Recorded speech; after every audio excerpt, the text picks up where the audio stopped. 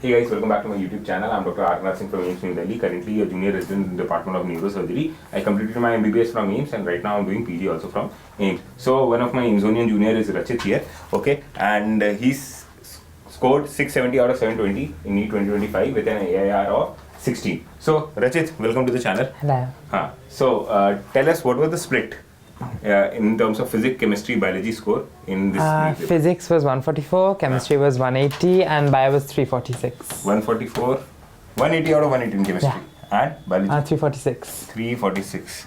So what do you feel was the reason why it was 144 in physics? Physics, this time it was like very lengthy and tough. So, and I am generally, and also mathematics based, and I am very bad at those sort of questions. So that's why I struggled with physics. Okay. Chemistry this time was more theory based, so that was better. Okay, and so was biology? Yeah. Okay, so you struggled with the numerical part of physics during your NEET preparation as well? Yeah. And towards the end also you were struggling with that? Yeah, but like, less. But you had improved upon that. Yes. Because this is also a very good score from this NEET point of view, from this NEET exam point of view. This is a very good score in NEET 2025.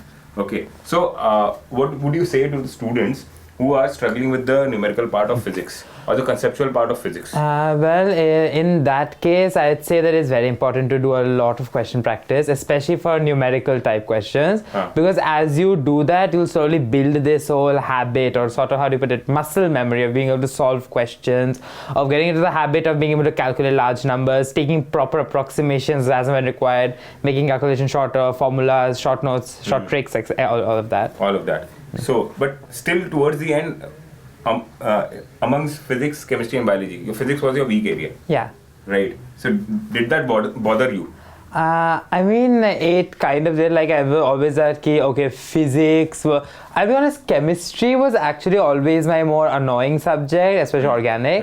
Physics, more or less, I knew that I am bad at numerical based questions, but even still, I had that confidence I can still manage to do it. I can, if I put enough focus and effort, just keep my calm, I can still do those questions. So it didn't really bother me that much. Okay. So you would ask students who are struggling with physics to put in sincere effort in solving physics question. Like right now they have almost 90 days to paper. You cannot build concepts in physics towards the end. You can do that right now. Right now is the correct time. So what would you recommend to students right now? They should study and solve MCQ, or do MCQ and then retrograde study? I'd say that by now you would have already learned these most concepts in lecture, everything. Especially droppers would be done with the subject. So study and MCQ wala part is kind of taken care of. Yeah, so best solution right now is to focus a lot on questions, tests, MCQs overall. And then from that, identify where you are struggling and then review those parts again through notes, books, whatever resources you have available. Okay, so so you do MCQs? How many MCQs in a day? Let's see, I try. On average, suppose you are doing physics full day, purely you are if I do physics full day and do it for say 8 to 10 hours, and I could, then I used to be able to manage 300, 400 questions. 300, 400 questions. I mean, a lot of physics straight 8 to 10 hours. If I focused a lot on physics practice, 300, 400 questions could be done. Sometimes depending on chapters, 500 as well. I think this is a daunting number for a lot of kids there, because this is a reality check from them, for them. Honestly, because what is happening right now, majority of the students, if they look at the average question practice, they are solving only 20-40 questions a day. That is very poor, sir. Right? And if you want to get to a level jahan pe aapka confidence itna strong hai that you can face any kind of question, even if the paper is very tough, you are able to eliminate okay, these are the questions I should not get into, and I should not waste my time in these questions. I should solve the rest of the question. To develop that knack and acumen of solving questions, I think you have to solve a lot of questions, especially in your weak areas. And as he said, you have to do retrograde practice, MCQ first, and then you study. Study that subject or topic or subtopic or that formula and its application in detail. Right? Solve more questions related to it. And doubt solving, how much stress would you lay on doubt solving? I would say doubt solving is very important. Every time, what I used to do is that after I was solved, I would say take 10-20 MCQs at a time, do all of them, find out the mistakes, and then depending if there were genuine doubts for me, I genuinely don't know how to do this, or I have no idea what the concept is, then I would immediately go and ask a teacher about it. Okay. And one thing I would say, if you are studying, suppose this thing right now is taken for granted, suppose you have studied, it means you have made your notes. Suppose if you don't have notes, right now in physics, what I am providing you is AIR 8 SWAYAM notes on my Telegram channel, AIIMS ARS. AIIMS ARS Telegram channel link is given in the description. Go download the notes, okay, of AIR 8 and AIR 1, physics notes and physical chemistry notes. And I have also provided you with the mind maps, that the formula sheet of these chapters, physics and physical chemistry. You have to get a printout of them and you have to start editing them as and when you are solving MCQs. And you can keep adding the new formulas there so that you have a crisp and a very concise short notes ready, and you can review them very quickly. Like towards the end, I think if you have a formula sheet that encompasses all the MCQ related for new formulas, it's great for revision. It is great for revision. You will be able to wrap your revision within I think 40-50 minutes per chapter, max to max. Yeah. And that would save you a lot of time for revision of actual core rectification topics, right? For example, biology and inorganic chemistry. You will be able to devote more time to them. Okay. Next, coming to the resources. What are the resources that you used? Okay, let's see. I for had question practice, because you solved a lot of questions. Yes. And on an average, okay, tell me, if you are solving physics, you said you used to solve 300-400 questions. What about biology if you are solving? Biology or something that is very easy to solve? I mean, generally, like biochemistry, I never dedicated an entire day just for them. I double biochemistry together, biochemistry, physics, like that. So in that case, like if I truly put a lot of focus and effort in, then and depending on the nature of questions, well, I could like easily, I guess, get like 500, 600, 700 sometimes. Questions. My peak, I think, was 850 once. 850 questions a day. That was purely bio and theory questions. Biology and chemistry. You will be able to solve like I think 5 to 6 questions in a minute in biology. Yeah, you because don't even have to pick your pen. Yeah, You're mentally just ticking the options. Moving forward. Yeah, like most of the time I actually went away and like checking if this is right or that's wrong.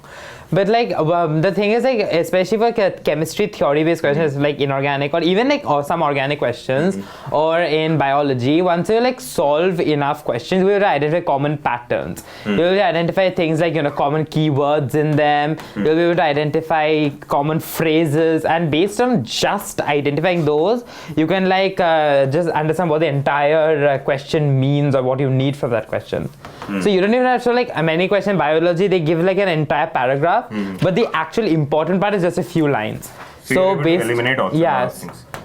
So you'll be able to like identify those few lines and do that. Another thing is that you can like for like especially physics numerical, there's some questions in which you can like you don't even have to just like calculate it. Even if it's calculation heavy, you can just look at the options and like, okay, so I know based on values that they've given, the value should be around this and this. So if the values are not like that, you can eliminate the options.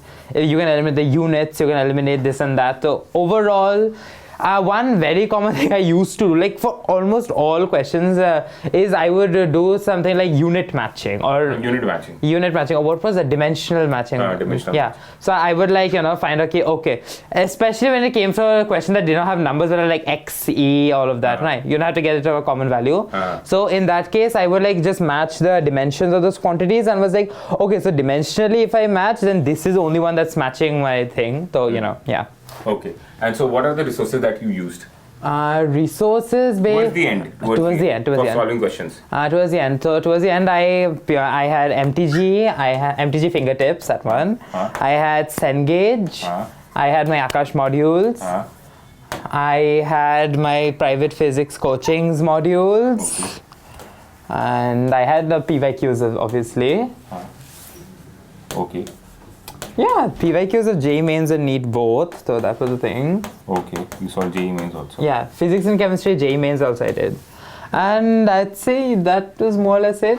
Okay, did you solve question from target batch? Yeah, target batch as well. Okay, how many questions did you solve? I think I had around 23,000. 23,000 almost. 22,000, 23,000 is the number of questions that you solved. So target batch was a very small component of all the resources. I mean, which questions you were practicing? Not very small, but like it was part of like a very big subset. Very big, yeah.